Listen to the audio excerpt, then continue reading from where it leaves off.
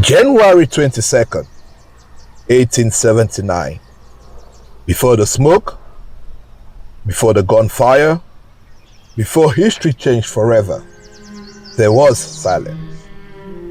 At the first rays of the sunlight stretched across the plains of Zululand, the land that looked peaceful, the wind whispered through the tall grass, birds welcomed a new day. To anyone passing by, it looked like an ordinary morning. But beneath that calm, two armies were preparing for a battle that neither side would ever forget. To the British Empire, victory wasn't a possibility. It was an expectation. Their soldiers carried modern rifles, powerful artillery, and the confidence of the most powerful empire on earth. Across Europe, few believed that an African kingdom could stand against Britain's military might. But hidden beyond the hills of Isandlwana, nearly 20,000 Zulu warriors waited in complete silence. Before the sun disappeared beyond the knees, the British Empire would suffer one of its greatest defeats in history. By the late 19th century, the British Empire was the most powerful empire on earth. Its flag flew across continents from North America, Asia, and across Africa. Where British soldiers marched, victory had become almost inevitable. Their disciplined ranks, modern rifles, and powerful artillery convinced many that no indigenous army could stand against them. But in Southern Africa, there was one kingdom that refused to bow. It was the Zulu Kingdom, ruled by King Cetshwayo. His people were proud, fiercely independent, and home to one of the most disciplined fighting forces in Africa. Cetshwayo did not seek war with Britain, but neither would he surrender the independence of his people. As tensions grew, both sides believed they were defending what mattered most.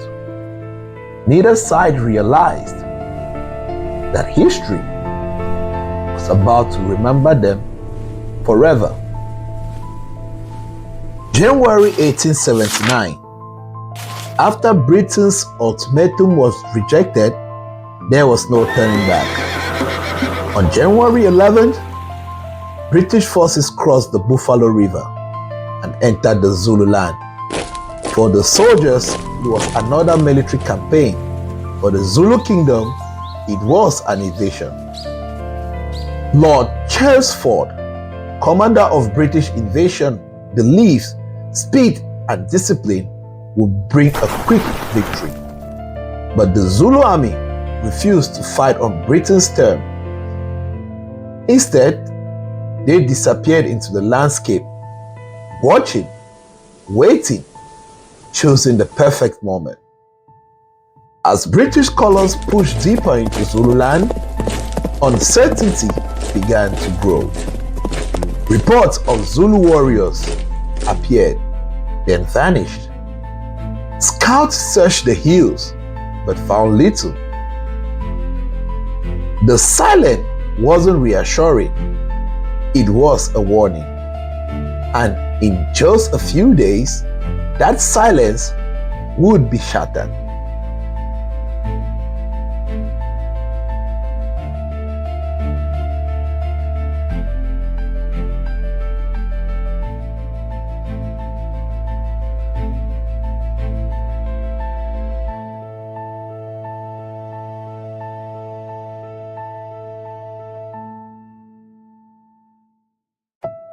On the morning of January 22nd, British scouts rode across the hills near Isandlwana, searching for what they believed were only small groups of Zulu warriors. What they found was something no one had expected. As the riders reached higher ground, the landscape below seemed to come alive. Thousands, then thousands more, rose from the tall grass. An entire Zulu army, carefully hidden for days, had been waiting. Almost instantly, the warriors began to move, not in confusion, but with a remarkable discipline. Their commanders unleashed one of history's most effective battlefield tactics: the horns of the buffalo. One force advanced straight towards the British line, while two powerful wings swept around both flanks, slowly surrounding the camp. The British finally understood. This was not a raid. This was not a skirmish.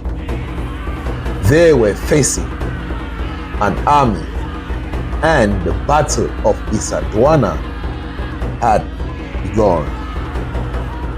The first rifle shots echoed across the battlefield. British soldiers formed their firing lines just as they had done in battles across the empire. Volley after volley crashed into the advancing Zulu warriors. For a brief moment, it seemed Britain's confidence had been justified. But the Zulu advance did not stop. Every fallen warrior was replaced by another, then another, and another. The distance between the two armies grew smaller with every passing minute. Ammunition runners struggled to keep the front line supplied. Officers shouted orders through smoke and confusion, yet the Zulu warriors kept advancing. The disciplined British line was beginning to bend, and once that line broke, there would be no turning back. The British line was no longer holding. Gaps began to appear where disciplined ranks had once stood. The Zulu warriors moved through those openings with remarkable speed. Officers shouted, trying to rally their men. Commands echoed through smoke, confusion, and fear. Ammunition was becoming harder to deliver. Communication was breaking down, and the camp was beginning to fall apart. Some soldiers fought until they had no ammunition left. Others fixed bayonets, preparing for hand-to-hand combat. Across the battlefield, discipline gave way to survival. By the afternoon, the Battle of Isandlwana had been decided. By the time the fighting ended, the battlefield of Isandlwana had fallen silent. More than 1,300 British and colonial soldiers had lost their lives, making it one of the greatest defeats ever suffered by a British army against an indigenous force. For the Zulu Kingdom, it was an extraordinary victory. A victory earned through discipline, courage, and careful planning. But King Cetshwayo understood that defeating one British army would not end the war. Across Britain, news of the disaster spread quickly. Newspapers struggled to explain how one of the world's most powerful armies had suffered such a devastating defeat. Isandlwana was more than a battlefield. It became a warning that confidence alone could never guarantee victory. The Battle of Isandlwana did not end the Anglo Zulu War. Britain will return with greater numbers, stronger supply lines, and a determination to restore its military reputation. But Isandlwana could never be erased. It proved that discipline, leadership, preparation, and understanding the battlefield could overcome an opponent that seemed impossible to defeat. Military historians still study Isandlwana today, not because it was Britain's greatest defeat, but because it shattered the belief that victory belonged automatically to the strongest empire. Nearly 150 years later, the hills of Isandlwana remain quiet, but their story still echoes through history. Because sometimes the battles we remember most are the ones that reminds us never to underestimate an opponent. History remembers those who learn its lesson.